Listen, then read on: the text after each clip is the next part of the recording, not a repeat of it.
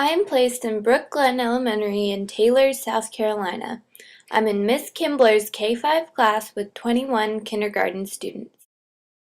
Almost all classroom activities center around the rug. Students have an assigned space and must stay in that space while on the rug. The students struggle with this, and I think it would be beneficial to allow them a bit more freedom. Being able to choose their own space would help in developing self-regulation and social skills. Developing skills like this are important because we have learned through Vygotsky that children learn from interpersonal communication. Miss Kimbler only has one rule posted in her classroom.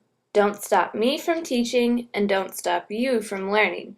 The children did not help create this rule, and it seems vague and not easily enforced. Behavior is tracked in the room by a clip chart. Each student has a clothespin with his or her name attached to the chart. The students move up or down the chart throughout the day.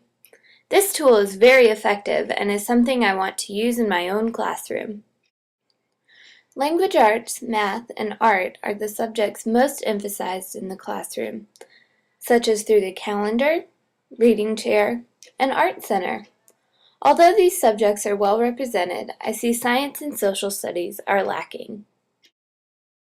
During the time I have been visiting the classroom, an hour and a half is devoted to centers. The students enjoy the centers a lot, and it is a great way for students to develop independence and social skills. I often see groups collaborating and engaged in center work. This kind of work is beneficial to the kindergarten child because, as Erickson stated, they are developing initiative.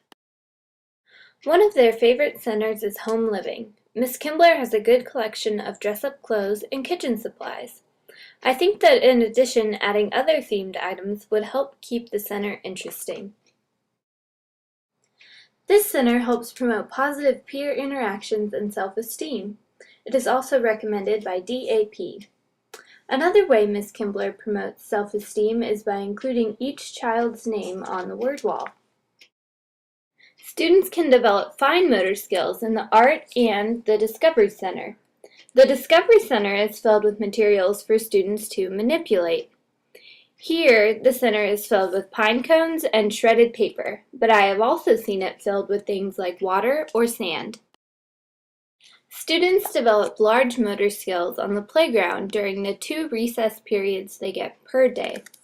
They have ample room to run around and seem to enjoy playing on the play structure.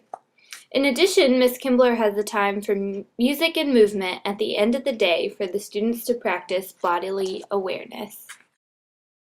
Unfortunately, I do not think that Miss Kimbler's classroom shows respect for diverse cultures. This was particularly apparent during their Thanksgiving study of Native Americans. Most of the lessons were done in worksheets and perpetuated stereotypes. I did not find any materials that represented diversity or recognizing of differences. I think this is largely because she uses worksheets and pre-made materials. This does not follow the DAP recommendation of the NAEYC position statement on diversity. It states, understanding children's development requires viewing each child within the socio-cultural context of that child's family, educational setting, and community. In addition, many of her lessons involve candy or a reward at the end, showing that she believes in behaviorism. I do not believe this is the best practice for her students' development because it does not foster initiative or internal motivation.